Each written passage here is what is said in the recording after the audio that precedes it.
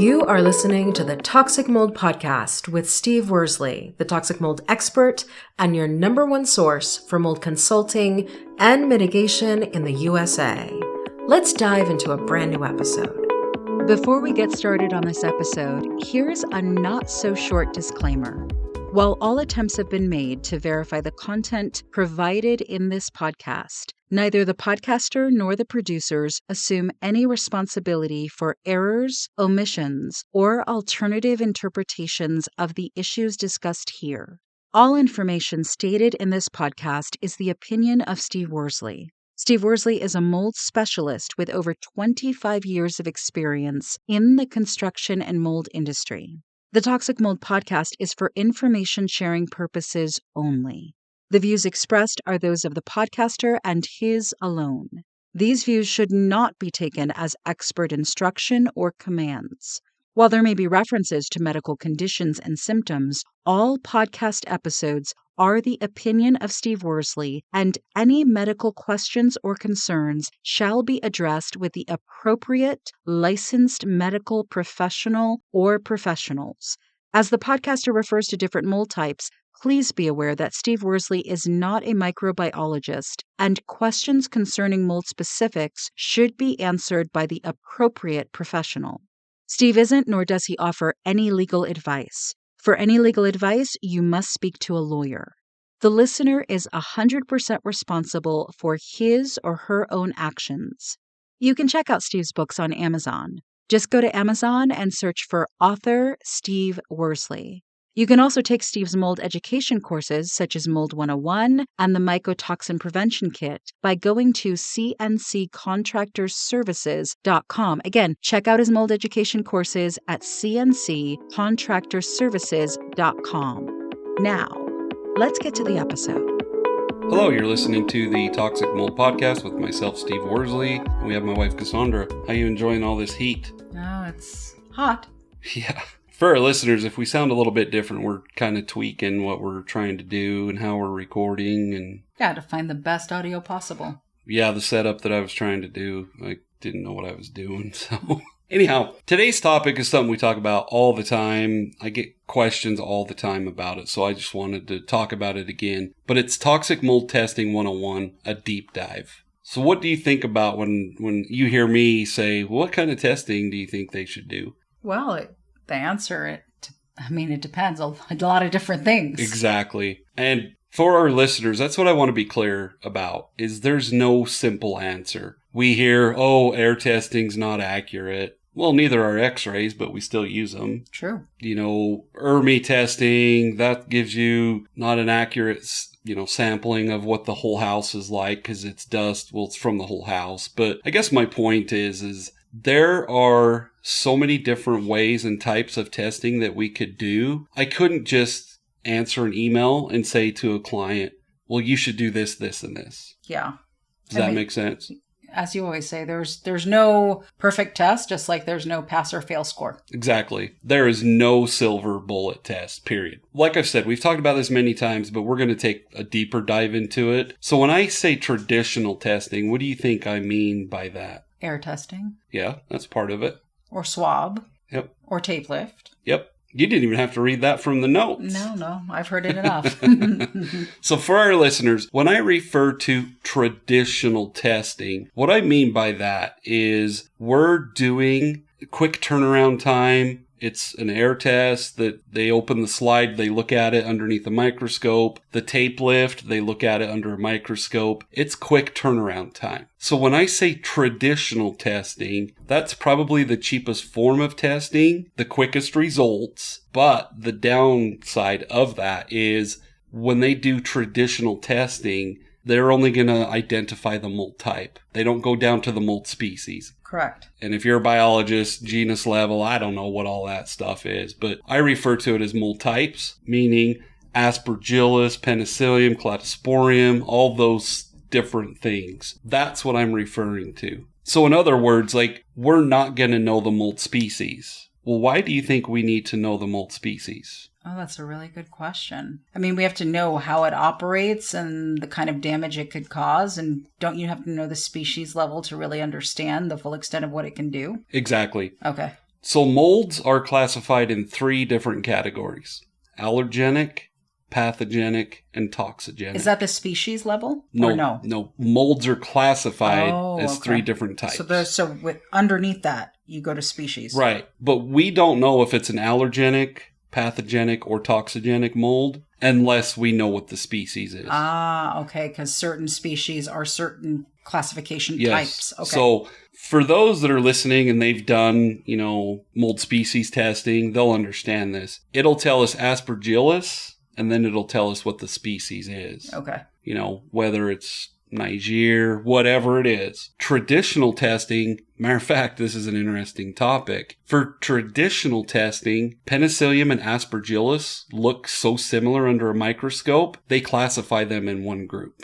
So when you're looking at a report for traditional testing, it's only going to say, I call it ASPEN because that's how it's written. It'll say ASPEN, and then it'll show you the counts. It'll say Cladosporium. It'll say Chaetomium. It'll say whatever mold type it is. But when you do the qPCR testing, which reports the species, then it goes down to the species. Okay. Does that make sense? That does make sense. And the important part that our listeners need to understand is there are some types of Penicillium and Aspergillus that can produce mycotoxins. Mm-hmm. So we do need to know what the species is. Correct. And I know for our listeners, if you're confused, pretty much all I'm telling you is traditional testing is the cheapest type. It's the quickest turnaround. It'll give us enough information if we have to dig deeper. Is traditional mold testing the first line of defense? So you shouldn't jump to the next type of testing until you've done traditional? So like I always say, it's so complex, it's tough to even answer that. Okay. So let's say I have a client that comes to me and they have done medical mycotoxin testing. If we have to or need to or want to verify that it's from the home versus at work, we would probably jump to the qPCR testing. Oh, okay. Okay. Does that make sense? So because you already know that certain things are there. Exactly. Okay. But on the other hand, it's similar, and you heard me refer to X-ray. It's similar to that, though. If you go into the doctor's office, even an orthopedic, and, lucky for me, I've had who knows how many shoulder surgeries. If I go in there and tell them my shoulder's hurting, what's the first thing they do? X-ray. Exactly. And then they go to MRI. Exactly. Yeah. When you go to the dentist, what do they do? X-rays. Exactly. That's why, and this is where it gets complicated. And so our listeners are probably like, well, Steve, you didn't really give me an answer. Every situation is unique. Correct. I mentioned it, qPCR testing. Do you know what that is? Well, I know it's the non-traditional, more complex kind of testing. Exactly. That's what the ERMI testing is. That's what the HERTS-Me2 is. Part of the EMMA test is qPCR. And what does qPCR stand for? Quantitative polymerase chain reaction. That is a really weird term. Lucky for our listeners, I don't usually say it that well and that properly, but I'm looking right at it in front of me. So literally, if it's quantitative polymerase chain reaction, it means that there's a whole lot of things happening, and it's assessing all of the complex reactions that are happening. Yeah. So an easy way to classify it is on the human side, like a DNA test. Oh, okay. So it's really going deep into the weeds of what's happening. Yes. Okay. Which tells you what? It's going to be more expensive. Yes, it's going to take longer to evaluate. Exactly. And it's going to give you different types of information. Yes. Okay. And it's going to give us the mold type and then the mold species. Okay, so it's going to give us both. So does every qPCR test for mycotoxins? No, totally different test. Oh, okay. Yeah. So we're only talking about mold. So with qPCR, that's only mold. Yes. That is different than a mycotoxin test. Yes. Okay. Mycotoxin testing, I think it's called ELISA is the way they analyze it. Mm-hmm. So when it comes to mycotoxin testing, there's 3 different labs. Our listeners have heard me say EMMA. Mm-hmm. The EMMA test is real-time labs, but the EMMA test is a mold species and a mycotoxin test. So EMMA both. gives you both. Okay. Correct. The other mycotoxin testing we can do is Hayes Microbial. Mm-hmm. It's a lab in Virginia. I have never used them. I don't do a whole lot of mycotoxin testing. And then the third lab is called Respirar or Respirair. I'm not sure how they pronounce it. It's a lab up in Portland, Oregon. It's an air test, and they have a surface sampling. I don't know for sure how they analyze theirs either. So, but that was a good question. It kind of threw me a little bit for a curveball because I don't, do a whole lot of that. But to be clear for our listeners, there's a difference between a mycotoxin test and a mold species. Well, and that's what makes, somebody purchasing your mycotoxin prevention kit, your online training program, so important, because they may be thinking when they spend whatever they spend on qPCR testing, that mycotoxin testing comes along with it. Exactly. Which you just clarified it doesn't. And so they need to understand in the mycotoxin prevention kit what they need to know about mycotoxins and how to test for mycotoxins, because what we're talking about today is not mycotoxin testing. We are talking about mold testing. Okay. Yeah. And so, for our listeners, I'm not saying you can't just go do a mycotoxin test, but for the most part, why we would do the mycotoxin test, how, and all of that is based on, their situation. If I had a client that reached out and was like, okay, I've done medical mycotoxin testing. I know it's my home. My spouse doesn't think it's my home. What kind of test should I do? I would say EMA. Mm-hmm. And the reason I would tell them EMA is because it is a dust sampling. It's a kit that either we can send one to them or the lab can send it to them. They can gather it themselves. Yes. The Respirair air test, you have to have a professional do it that has the sampling pump and everything. The Hayes Microbial, I don't know for sure, but I don't think they have DIY tests. It would have to be done by a professional. Okay. For our listeners, just keep that in mind. And that's why, for the EMA side, that's why I'm like, yeah, do an EMA test. But to kind of backtrack a little bit for our listeners, they're probably wondering, how much is an EMA test? How much do you think they are? Do you know how much they are? $400, $500, I would say. I think on our website, they're $450. Yeah. What do you think traditional testing costs? Well, it depends on who you ask, because there are lots of people who claim they've been charged $5,000, $3,000, $4,000, and that price is absurd. Yes. So for our listeners, and that was a perfect answer, because every IEP or mold inspector is going to charge a different amount. I believe on our website, it's $90. Per sample? Per sample. Okay. And that's per sample sent to the lab. Mm-hmm. There's some inspectors that can do it for cheaper. There's circumstances where I can do it for cheaper. But my point is it's much cheaper than an EMA test. Correct. But if you think about $90 a pop, what, 5 or 6, you're going to be right where the EMA test is anyways. That's true. But also what people are charging for testing, it's so important for listeners to understand, is that is just the price for testing. Right. That is not necessarily inclusive of interpretation of results. Yeah. Or an inspection. Conversation. Yeah. And I'm sure our listeners are like, Steve, it's like, you don't make this sound so easy. It's because it's not. Mm-hmm.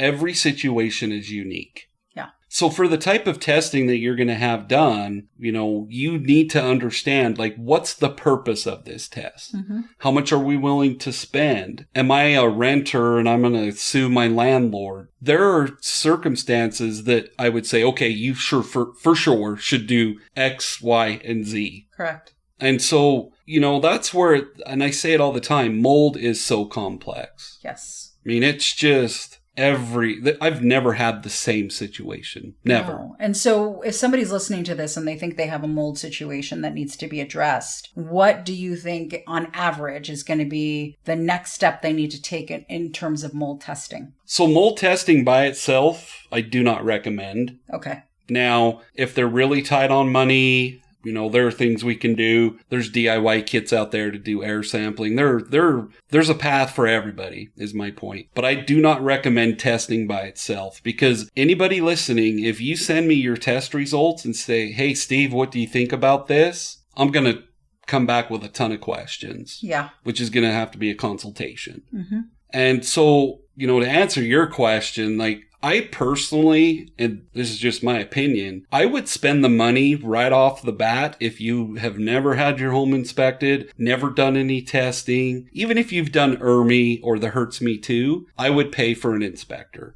Okay. You just mentioned it. They might get an inspector that's going to charge them, maybe a cheap inspection fee, let's say $500-$600, but then's going to come in and want to do $1,500 in testing. Exactly. So it's not an easy thing to answer. But for our listeners, I would get a professional inspector. That's where I would start. But you do have to expect to have testing done. Correct. So an inspection plus testing. Exactly. Okay. And before you have that inspector come out, know what they're going to charge, know what their inspection includes. Some inspectors will charge $700 or $800, but it includes 3 tests. So It's just, there's too many variables. But for our listeners, start with an inspection. Okay. So then what's your call to action for people? Make sure you're doing the proper tests. Okay. I mean, that's the most important thing. Get the proper testing done. People ask me all the time, like, what labs are there out there? Like, what lab do you use? There's tons of labs. There's Mold Lab, Nation Labs, EMSL, there's Sporesight, Hayes Microbial. You could just go on and on and on. Envirobiomics, whatever. So just make sure you're getting the proper testing done. Absolutely. And if you're not sure what your test results mean, you can always go to cnccontractorservices.com and book a mold consultation. Perfect. Well, we appreciate all you listeners. Have a great week. Thank you for listening to this episode. If mold in your home has you up at night, wondering if your house is making you sick, it is time for a plan. With a mold consult, in other words, the mold environment assessment and evaluation plan from CNC Contractor Services, you will get a 90-minute strategy call with Steve Worsley, who will review your home environment, answer your toughest questions, and create personalized mold recommendations and next steps just for you. Don't let mold concerns take over. Take control. Visit cnccontractorservices.com to schedule your mold consult today so you can breathe easier in your home tomorrow.